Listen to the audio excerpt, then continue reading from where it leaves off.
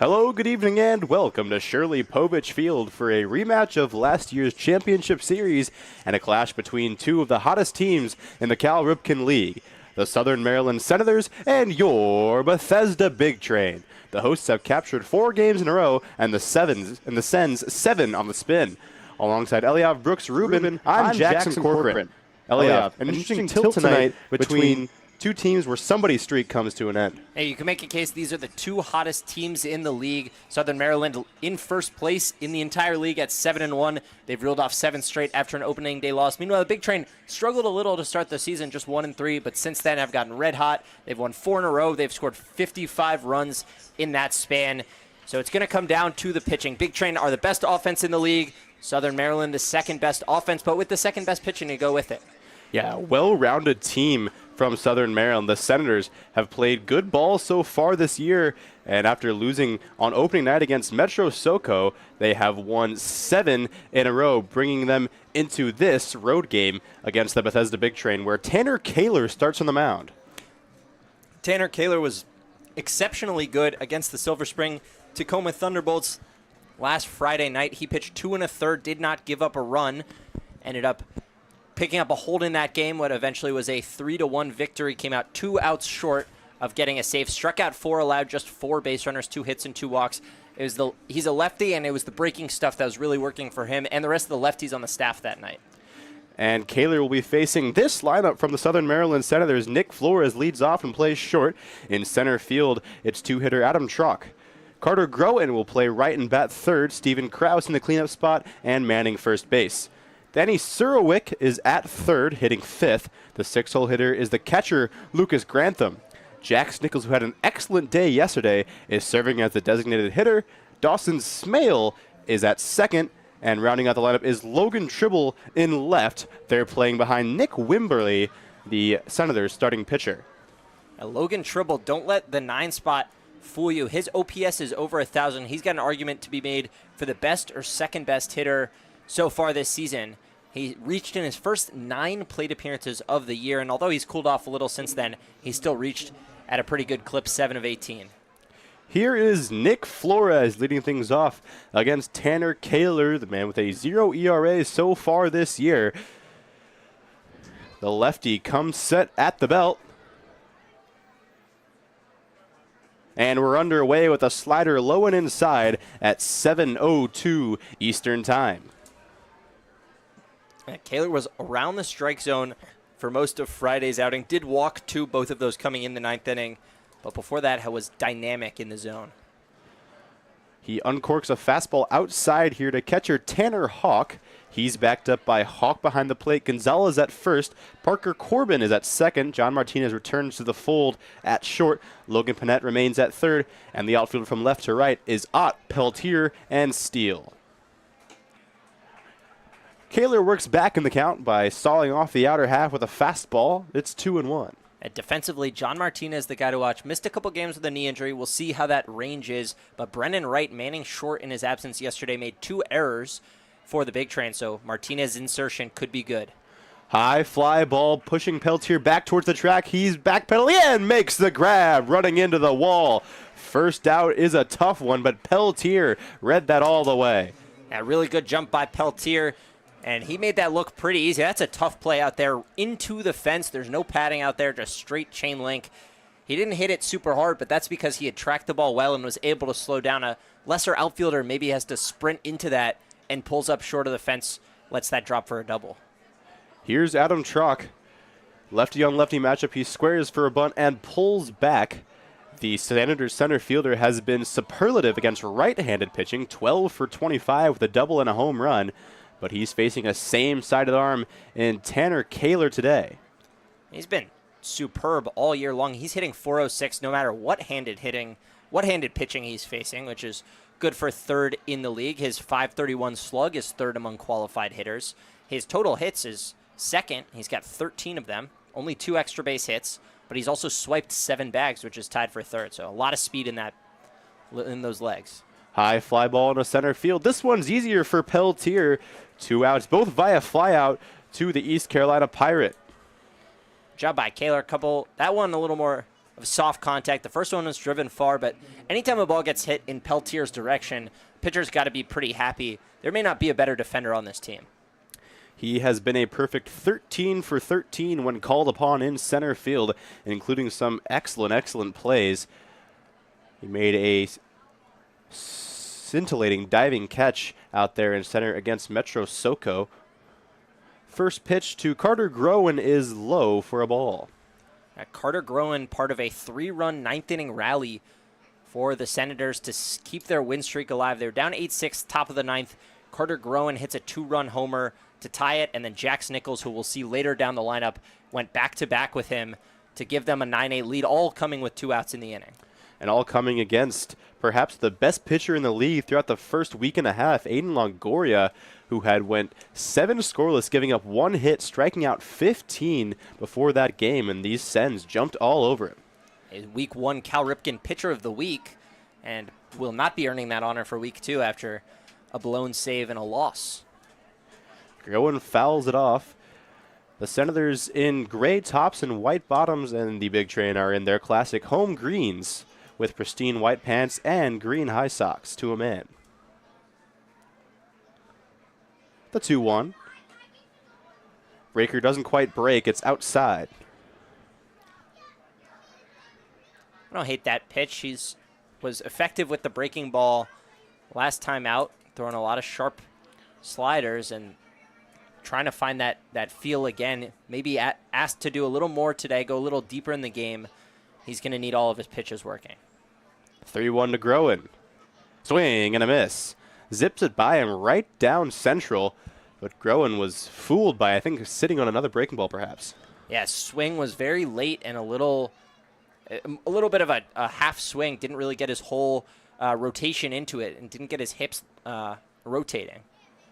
Payoff pitch. Looper into short right field. That's going to drop in front of the on-rushing Steele. First hit of the ball game. There goes a no-hitter. Not a bad pitch by Tanner Kaler. Up and in to Groen. He's just able to muscle it the other direction. Here's Steven Kraus. Kraus out of Binghamton University. I know this isn't their college name, but Binghamton is also home of the Rumble Ponies. Mets affiliate up in upstate New York. One of the better mascots in minor league baseball. And Kraus is hit right in the back, in the square in the middle of his white number 2. And now there's 2 base runners on for Danny Surowick. That'll be the first time that Kraus has reached not via the hit. So far this season, he'd been on 5 times in 14 plate appearances, all via singles. So his slash line read like this: 357, 357, 357. That'll change after the hit by pitch. Kaler spent very little time with runners in scoring position yesterday. Now he'll have to deal with runners at second and third as the pitch slips in and out of the glove of Jacob Hawk and allows Groen and Kraus to move up. Hawk usually the more sure-handed of the catcher platoon that the Big Train have going, the other one being Dylan Murphy, who played in last night's game. They've been a perfect alternating one-on, one-off, and Hawk probably the better defender of the two, but let that ball just evade his grasp. The pitch to Surowick.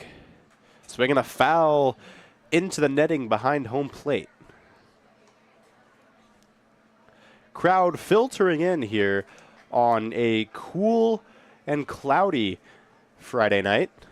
81 degrees at the time of first pitch. You should specify cool for how hot it was earlier today, because I wouldn't say 81 is cool, but certainly the temperatures run in the low 90s with heavy humidity today. It feels nice out there. It doesn't feel too bad here in our closed-off broadcast booth. Be feeling a bit better if Kaler is able to escape this jam. The 2-1 to Surowick. Swing and a miss. He's one strike away. Really good pitch from Kaler. Fastball top of the zone, coming in about 88 or so. Just able to get a swing and a miss. A lot of ride on it. The Charlotte 49ers left-hander has been sitting around 90 miles an hour on his fastball with 10 miles an hour difference between that and his slider. Here's the 2-2 swing and a miss. Blows it by Surowick at the top of the zone. And Kaler strands two after the top of the first. We'll send you to Quincy Bell, who has a recap of last night's action. The Big Train won their fourth game in a row yesterday against the only Crop Dusters, partly thanks to Cole Ketchum absolutely shoving in the middle innings. 4 1/3 innings pitched, 6 strikeouts, no runs or hits allowed. He was on fire yesterday. Ketchum out of the stretch, and a swing and a miss. He picks up his second strikeout. 1-2, 2 outs from Ketchum. Looking for his third strikeout. And he gets it against Kirk. A foul tip into the mitt. The Big Train got some timely hits to take the lead back in the middle innings. Alex Peltier with a single to right to tie the game, and then Matthew Wesley with a big double into the gap to give the Train the lead. He delivers a line drive into right field, and it's down for a base hit. Windmill at third for Corbin. He's coming to the plate. The throw will come all the way through, and he is safe. He gets under the tag of Redden with a feet-first slide, and the Big Train have evened this game at 2. Driven high in the air, deep out towards left field. Klein is going back. He's running out of room, and this ball kicks off the base of the wall. Gonzalez will score from second. Wesley's easily into second. Those two swap places, and the Big Train have the lead. It's 3-2. Head coach Sal Colangelo called on Kide Adetui in the 9th inning with a 2-run lead, and the FAU Owl shut the door with 3 strikeouts after a leadoff walk to earn his first save of the year. He kicks, he deals, he strikes him out. Kide Adetui earns the save. The Big Train win 5-3. The Big Train go for their 5th win in a row today against the league-leading Southern Maryland Senators. See if they have what it takes next. But it's Dinosaur night. Jackson and Eliab, what's your guys' favorite dinosaur?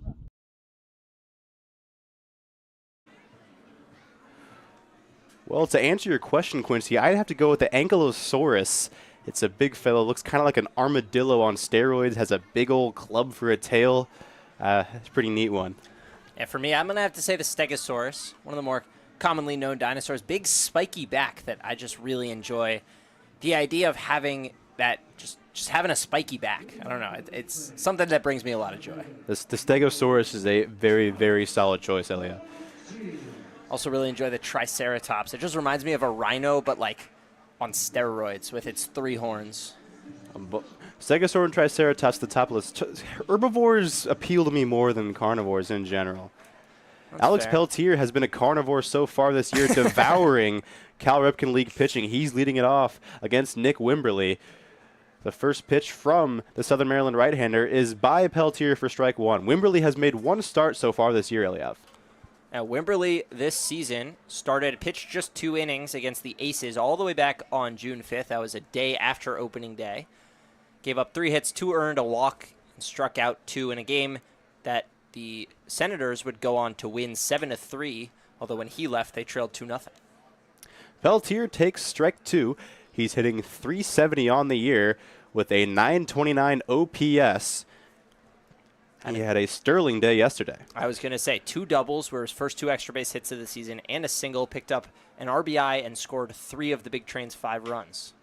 He chopped this one towards the left side. It's fielded there by Surowick, and his shot over to first retires the speedy Peltier for out number 1.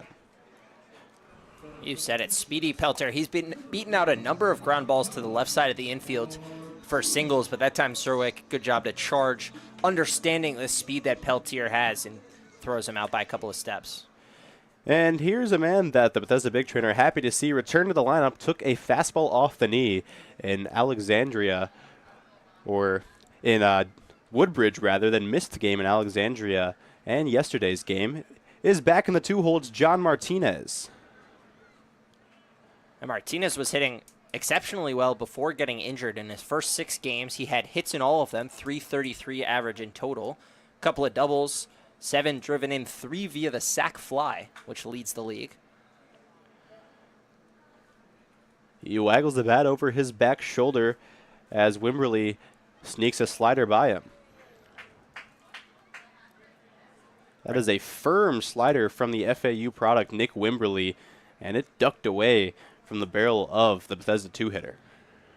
And you mentioned Wimberly, the FAU product. John Martinez, also an FAU product, so a couple of teammates facing off. Big Train have 4 FAU guys on their roster. And the pitcher owl gets the better of the hitter. Strikeout of Martinez, back-to-back outs for Wimberly.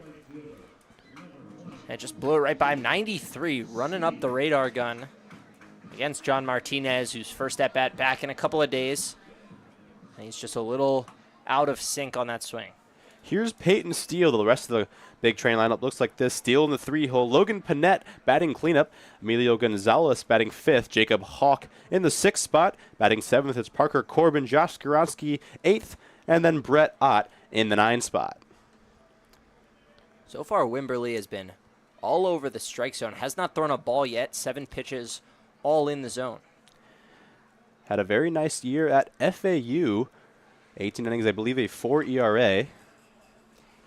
Yeah, 4 ERA. That is good for, I believe, 8 runs earned across 18 innings. He picked up a win in his only decision, struck out 22, and allowed just a 234 batting average against. All of this coming as a freshman, 12 appearances, 4 starts for the Owls.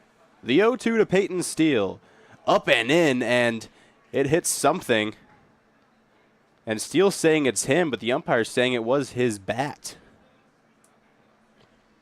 That's Steele shaking his head in disbelief. The way he reacted, I kind of thought that it hit his bat because he didn't grab at anything. He didn't immediately toss his bat. And then he took a breath and tried to argue that it did hit him. And we don't have replay or else we could take a closer look. But regardless, umpire's decision is final and Peyton Steele has to face an 0-2 count. Steele hitting 278 on the year, faces the 0-2. Washes it just out of the zone. Great take by the right fielder. That pro-level take on a slider from Wimberly. Just dropped it out of the zone. A lot of break. Steele able to pick it up out of the hand and leave it. Steele tied for the league lead in doubles with 3. The 1-2. Grounded foul to the left side. Tied for the league in doubles. He's only played about half the amount of games as everyone else who's got 3 doubles. Matt Wesley for the Big Train, not in the lineup today, also has 3 doubles, picked up his 3rd, as you saw in that recap in the middle of the first inning, a big one for the Big Train. But Steele has really tapped into that power since he arrived late in the season from Alabama. The pitch sneaks by Steele. Back-to-back Ks for Nick Wimberly. 1-2-3 go the Big Train. No hits, no runs, no errors. And we're heading to the top of the 2nd on the Big Train Baseball Network.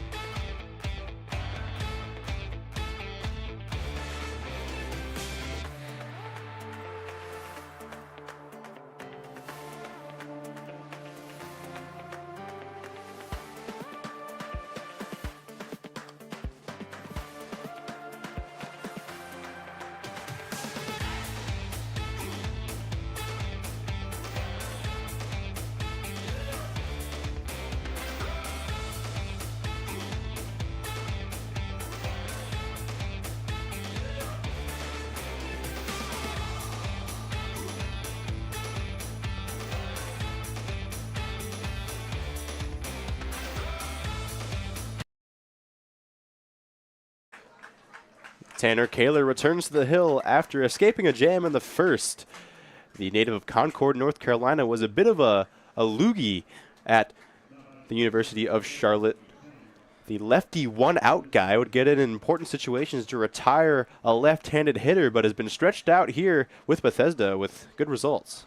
Yeah, averaged under 2 outs recorded per appearance, 6.2 innings pitched across 14 appearances, picked up a win and 2 saves in his short yardage situations.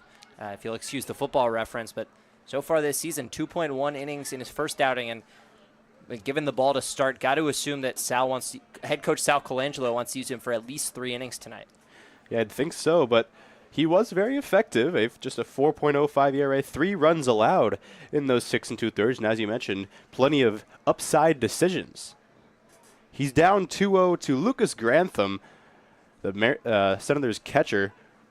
He drops in a slider here to get back in the count. Grantham out of Georgia State. Played his freshman year. Appeared in 13 games. Hit .320 in those games. 8 starts. Had a couple of doubles, some RBIs. Stole 3 bases for a catcher. That's pretty impressive. I'm sure that he also has some strong opinions on football. Georgia State Panthers, an interesting football program. They've had some ups and downs. I thought for a second they ran the triple option. I was thinking of Georgia Tech, famous for their triple option offense. At Georgia State, playing in the Sun Belt Conference. Lucas Grantham now playing in the Cal Ripken League and facing a 3-1 from Kaler. He lines it up the middle for the second base hit of the Senators' day.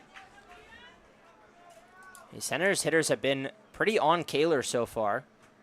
That was the hardest hit, base hit so far. The other one kind of a muscled single. The hardest hit ball was flown all the way to the wall by Flores, but tracked in by Peltier. But Kaler's been picked up or knocked around for 2 hits and a walk already, and these hitters are picking up his stuff for the most part pretty early. The first pitch to Jax Nichols is just a bit outside. But this Senators team can swing the bat. They have the second most runs in the Cal Ripken League at 67, trailing only your Big Train. They're second in a lot of offensive categories behind Bethesda, but that's no shame. The Bethesda offense has been dynamite. Bethesda offense leads the league in batting average, on base, slugging, OPS, doubles, RBIs, extra base hits, sac flies. They've struck out the least.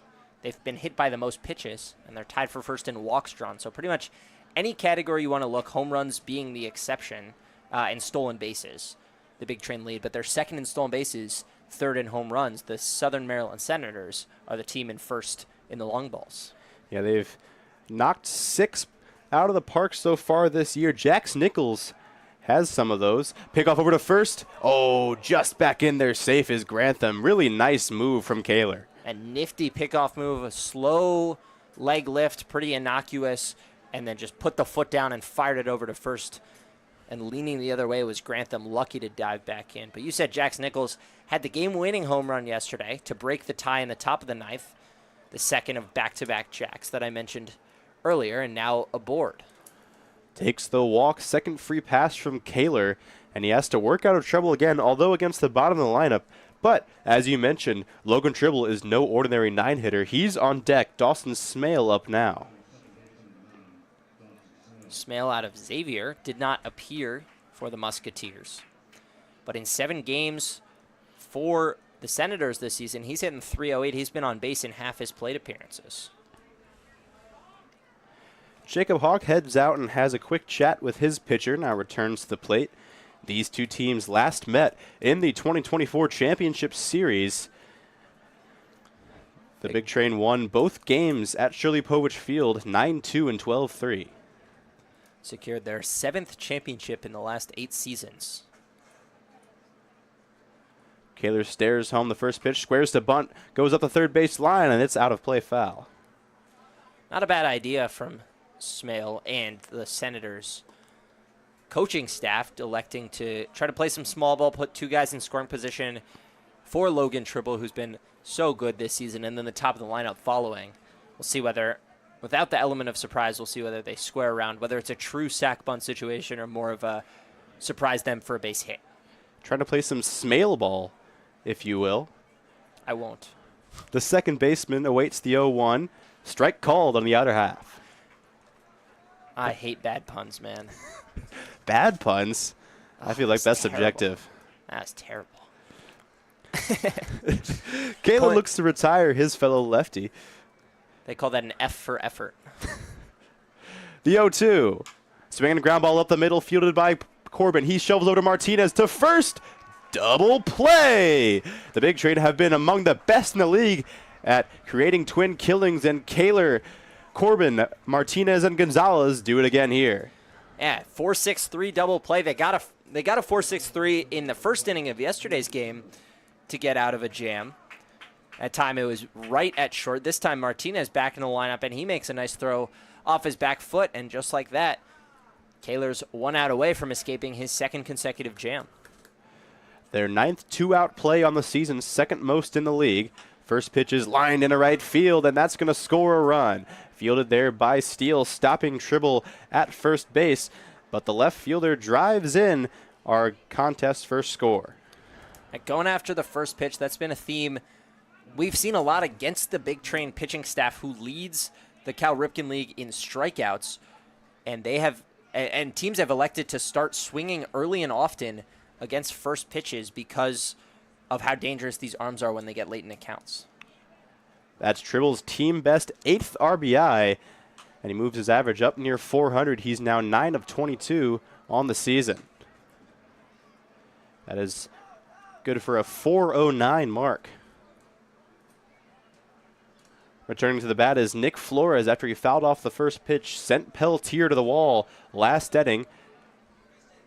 Kaler picks off towards first again. Tribble was leaning, but he dives back in, muddies the jersey, and will remain on the base paths. Tribble swiped 3 bags this season, so certainly with the top of the lineup up, could be a threat to run and set himself up.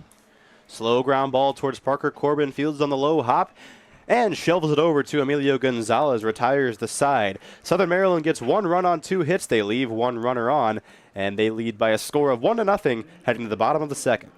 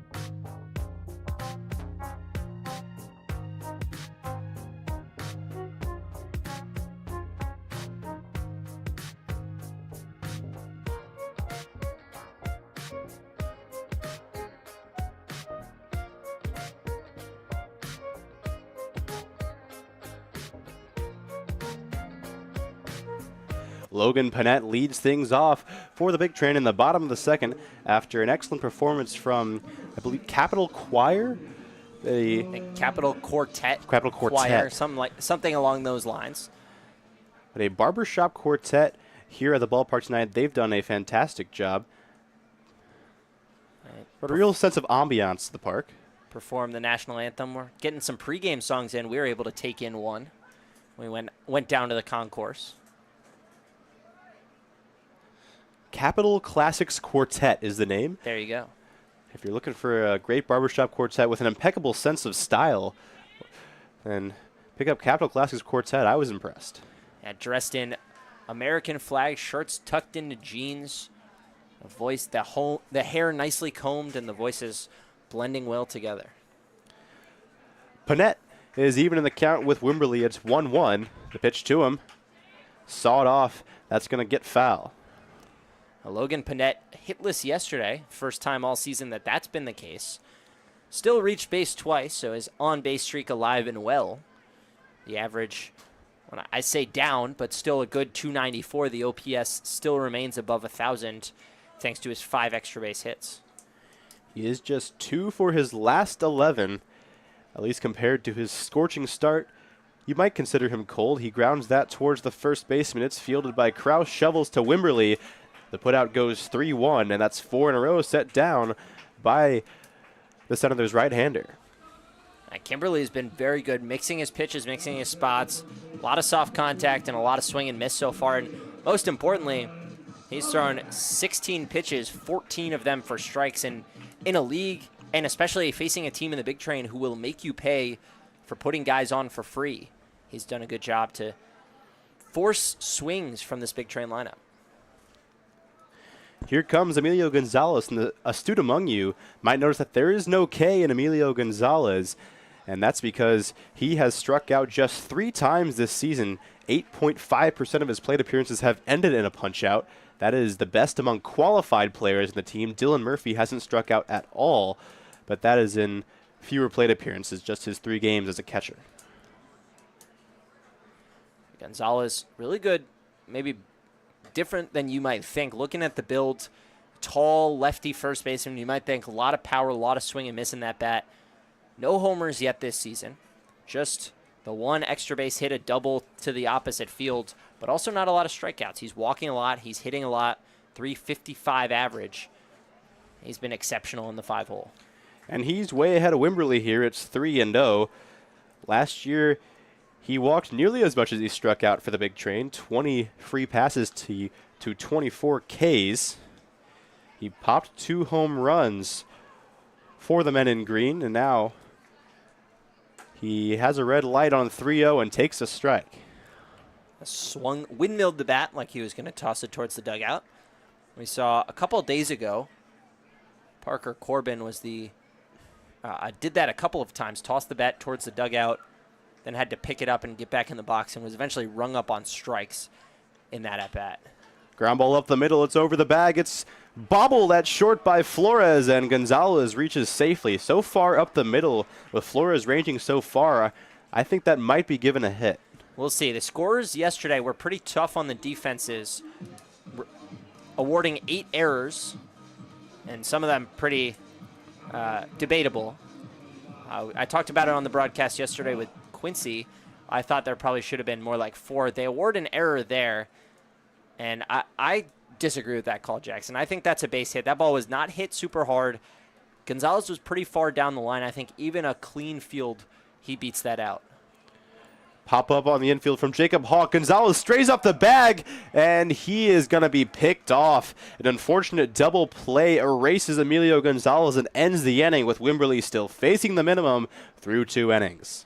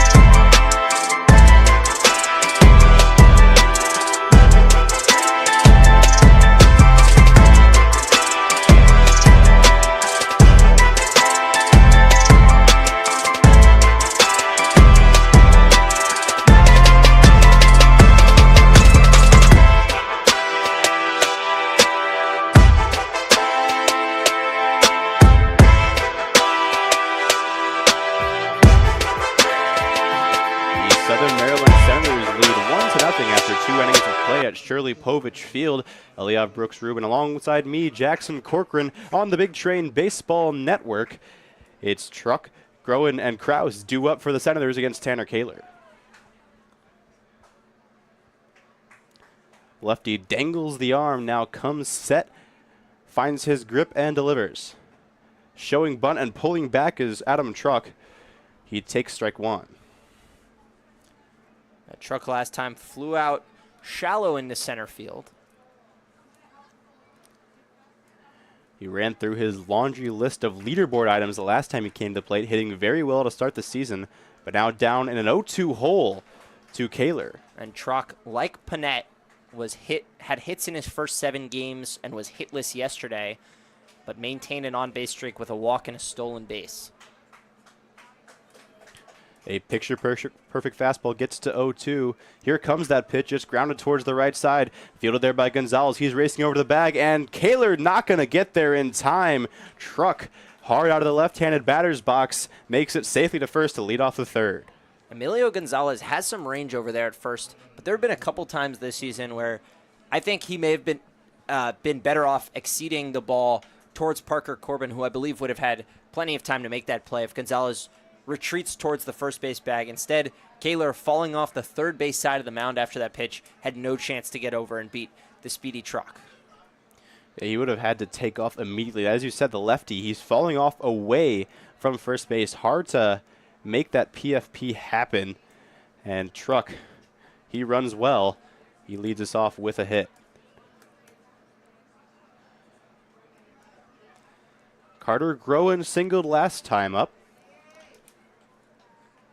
Groen hitting just 174, but he's one of 4 players in the league with multiple home runs. Logan Panette, 4-year Big Train, and then Jaden Brown, the all-world hitter at Gaithersburg, and Connor Doherty with the Braves, the other 2.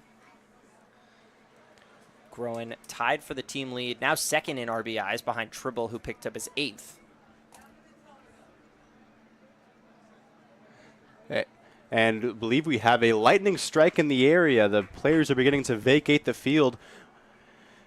And I believe we will be entering a rain delay here at Shirley Povich Field. It has not started raining yet, but with lightning in the vicinity, we will be unable to continue for further notice. We are in a rain delay here on the Big Train Baseball Network. We will update you when we have more.